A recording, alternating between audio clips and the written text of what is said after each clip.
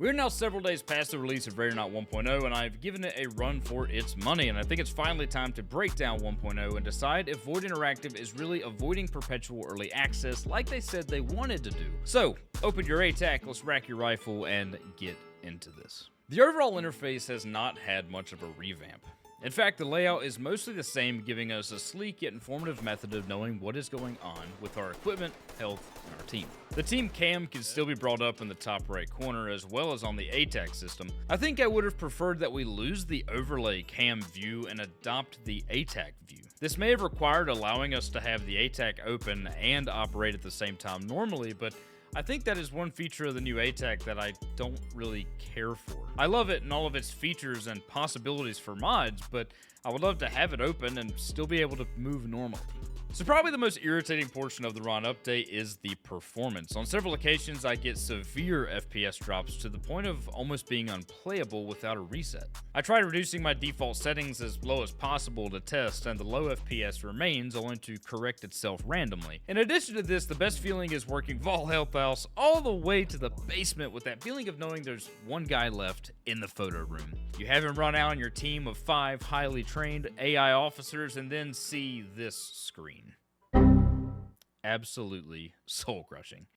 This is something that a lot of people have been running into, unfortunately, and it is something that has been commented on by the devs and apparently going to be corrected in a hotfix. They did also address that mods are causing some performance, graphical, and interface issues. My recommendation is just to reinstall the game and remove all your mods until that first hotfix comes out. I prefer to play the game vanilla for a while anyway, just, to get a feel for what Void Interactive can do. However, do not fear, I know a lot of you came to my channel through the mods, so I will be making a return to the best of mods for RON. The Commander update was the most anticipated part of the game, and with good reason. It was our chance to actually have a campaign experience in Ready or Not, to lead a group of officers on hair-raising operations, all the while managing their mental health and physical well-being. Addressing the new AI teammate management is that it's a dream come true. Being able to make entry in such a customizable way is what has changed the game to feeling like I'm in a team versus being a babysitter. This feeling is especially great when I select the Clear with Leader option and lead the charge, and once I clear my area of responsibility and look around, I see my team behind me, having my back, and it really makes the AI feel authentic. Now, these AI are still not without their flaws. I still had them on several occasions tank rounds without returning fire and dying or taking multiple shots at an enemy and not having the correct angle to actually get shots on target. Perhaps they don't register the height over bore, and that caused the seemingly never-ending volley I witnessed, but overall, the Commander mode has been terrific. The mental health management is not overbearing, but also provides enough difficulty that I still feel challenged in juggling the officers. While I still do expect to get some hotfixes and some updates from Void Interactive, I feel like they did hit their mark with Commander mode.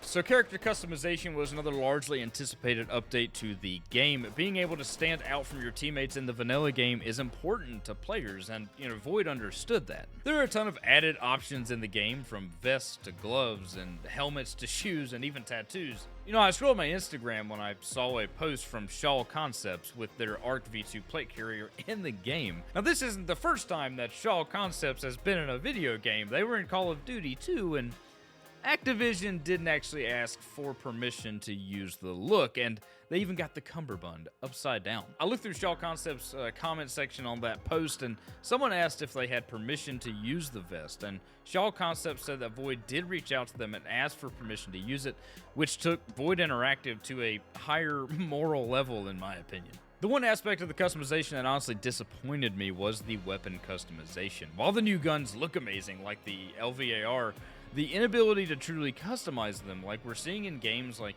Ground Branch and Direct Contact, was a bit of a letdown. The simple ability of running a light and a laser simultaneously would have been a huge update to the game. I'm hoping that this is added to the vanilla game, or at a minimum implemented smoothly via a new mod like we had in the old version, but in general, I am still happy with the customization changes in Ready or Not. For me, the largest letdown wasn't even something I knew I wanted until the Game Awards trailer on December 7th, and that was a real medical system.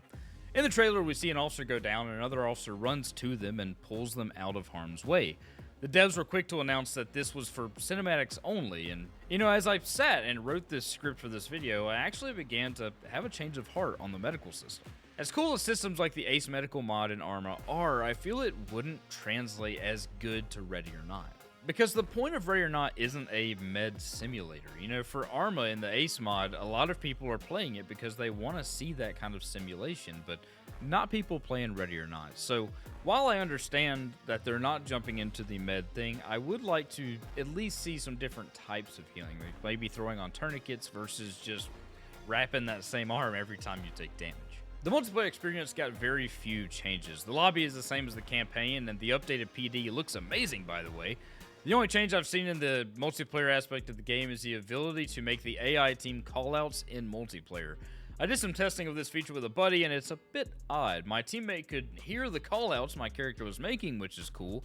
And I originally thought it'd be good for some public lobbies where maybe the team commander doesn't have a mic, but then the fact that the voice is only there for the team commander, and there's no indicator to the team on what door or area they may be referring to. So I don't know, that's a small change they added, but it just doesn't seem to resonate very good with me, but just use a mic if you're in public lobbies. So before we discuss the maps, I wanted to give a huge thank you to all of you guys here. We had over 100 viewers on this Ready or Not stream, and it's very humbling. To everyone who's been here since the beginning, thank you for believing in the channel and believing in me. And to those who are new to watching the channel, consider jumping on the train and subscribing because we would love to have you.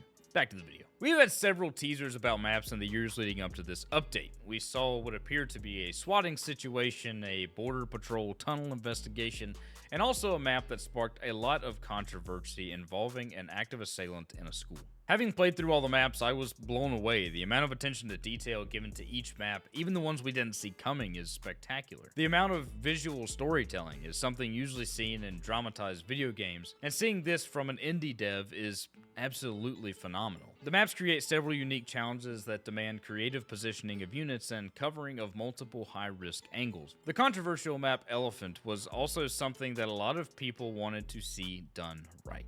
I don't want to get too political on this channel, but I feel the map was done justice. They effectively paint the gravity of the situation without being disrespectful to those who have been a victim of these situations in real life. I would totally understand if a victim of one of these real life incidents didn't really want to engage with this map, as it could harrow back to their experience. But I feel it's also succeeded and important for the devs to show the raw, broken, and sometimes heartbreaking reality that law enforcement can be.